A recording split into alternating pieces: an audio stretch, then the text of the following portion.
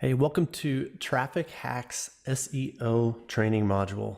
In this training module, I want to go over all of the tips and tricks that you can use SEO for to bring traffic to your site. Obviously, traffic is the goal we all have, and we can get it a few different ways, and SEO is one of them.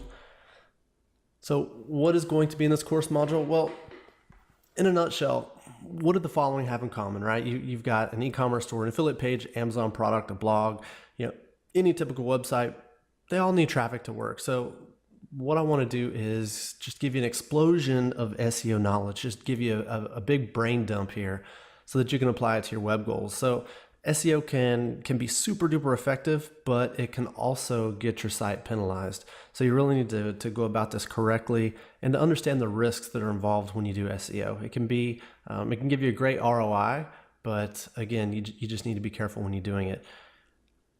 Obviously, this course could be huge, right? I've written hundreds and hundreds of pages on SEO and tips and tricks on how to use it effectively.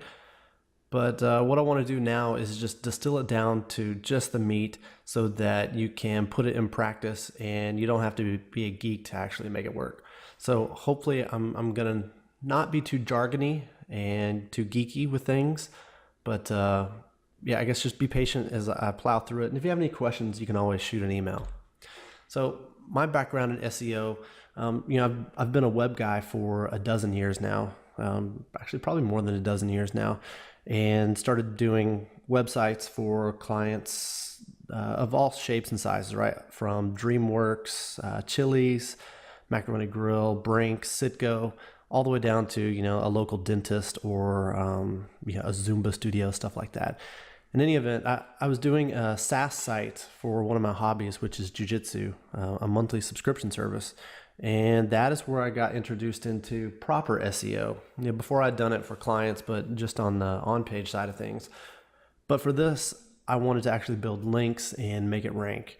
And so long story short, my guys that I assigned to do it, they weren't able to get it done. And just like with a lot of things that we do, if you want to do it right, you got to do it yourself. And so that's what I did. And I jumped in and figured out how to make it work and make the site rank for my target terms.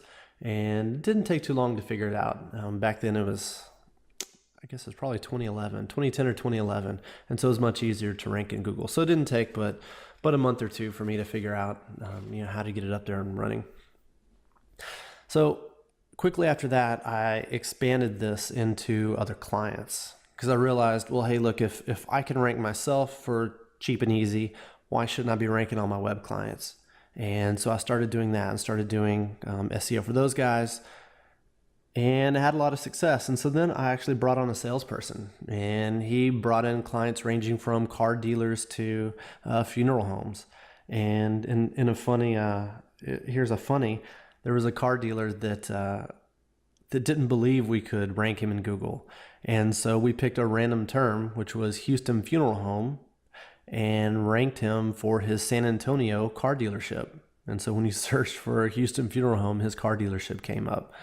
Again, this is back probably 2011 or so. And, of course, at that point he was convinced and we got a big client. And there's a whole story about that, about how I could have had $1 million client there, but it ended up falling apart. But in any event, with all these clients, I realized, hey, I need some tools to automate things. And that ended up turning into Linklicious, 1 hour indexing, drip feed links, 1 hour backlinks.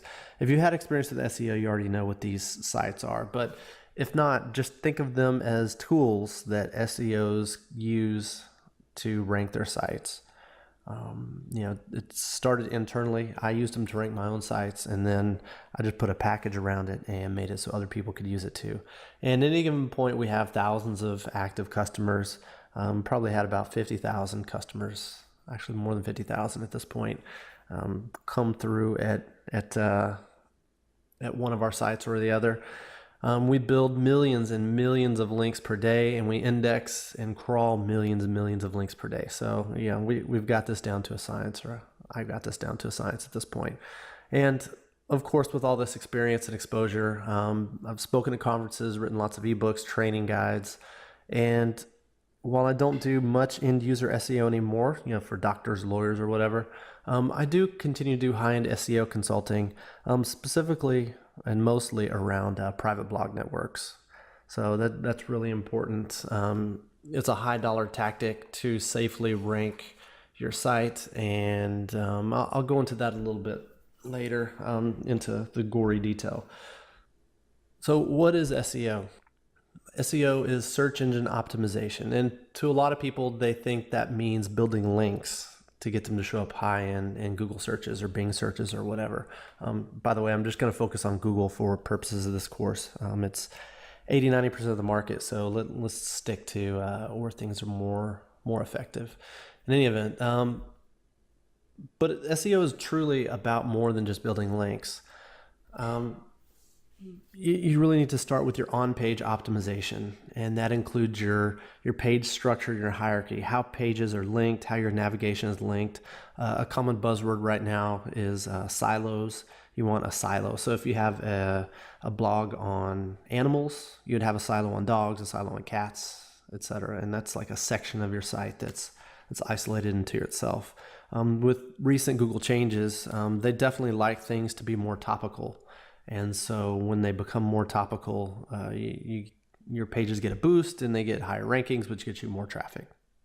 Some other things that you need to address for on-page optimization: alt tags and meta tags. Alt tags are text that you attach to images, and meta tags are just little descriptive things that are descriptive text that's behind the scenes in your site.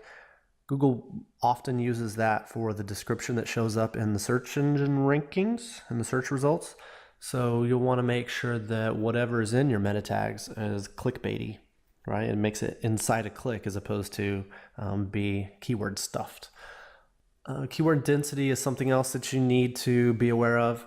So if your topic is, say, Denver plumber, you need to make sure Denver plumber, Denver plumbing, all those various variations are in your page a few times. You don't want to put it an unnatural number of times, but it does have to be in there for you to rank. Google's gotten very good at determining the topic of your blog, and the way it does that, one of the ways it does that is by the copy that's on the page. Something else for on-page optimization is page length. Google does not like pages that are short, thin content pages, etc. So you want to make sure you have at least 500 words of copy if you can grab it, especially for a blog post. You want to make sure that text is text and not images of text, things that Google can read. Obviously, they can't read images. Lastly, robots.txt is something that's important. You need to make sure your website is crawlable and you're not blocking crawlers. This is something we often see in clients that aren't ranking. They're blocking Google. So make sure that is done. And then last, mobile friendly. So recently Google has rolled out an update where they start penalizing blogs or sites if they're not mobile friendly. So you want to make sure that your site is actually mobile friendly, and they have a free tester that will tell you whether that's the case. So on-page optimization, it does entail a whole lot more than that. Probably there are 100 different variables, but those are the big ones right there. That and title tag, the title of your pages, and the URL are two more that are important. Off-page optimization is all that inbound linking that I was referring to before. So each website that points to your website is like a vote for your website and its importance. So you want to make sure that those links are on as many sites as possible, and you need to make sure that anchor text or the clickable text also points to your site, and it's well balanced. And I'll talk about that in a little bit as well. But that anchor text balance is critical now to avoiding Google penalties. So I've talked about on-page, off-page, but there's also how users interact. These are like user quality metrics, and most people don't even realize that these are ranking signals. So they're really important, and it's something that you can actually control very easily and with low risk. So the quality metrics are how people interact with your site. So how many pages do they look at? Do they bounce off when they get there immediately? How long do they spend on your pages? And then who else talking about your site, right? Are there a lot of Twitter mentions and Facebook posts and shares and things like that? And of course, site speed is also a ranking signal as well. If your site's slow, people are going to bounce. Google's going to give you a negative vote for that. So yeah, just make sure your site is nice and zippy. Shared hosts, while they're good and cheap, they're not great for rankings. So if you're serious about your site, you need to make sure to get some sort of dedicated host. That way it's a little bit faster. So all of these factors and many, many more play into your rankings. And rankings ultimately are what get you traffic. So what does that mean? So as you see right here, this is an example of who gets clicks for a search engine page. So on the left, you see the click-through rate, and on the bottom is the key for the position of the search ranking. So as you can see, over 30% of people click the #1 search result. So I'll let that sink in for a second. A third of the people that come to a Google search will click that first result. And obviously it goes down, right? You got 14% click the second, 10% the third. And if you look at 6 through 10 together collectively, they all get about 4%. And believe it or not, number 10 gets more than 6 through 9, right? Because it's at the very bottom. And if you look at the second page is the entire page is the same as 6 through 10, 4%. So what happens, what this means is you need to rank on the first page and if possible in the top 3. So that's critical. Winner takes all. It's very accurate. So the bottom line on this, page 1 or nobody even knows you exist. Yeah, sobering numbers, isn't it? People don't realize this. They just want to be on the first page or they just want to show up in the top 100. But the reality is you've got to be up there to get any significant amount of traffic. The good news is once you're on the first page, Google's smart enough to track your quality metrics. And if people like your site and they like what you're doing and what you're about, then they'll boost you up naturally. So that is a bonus there.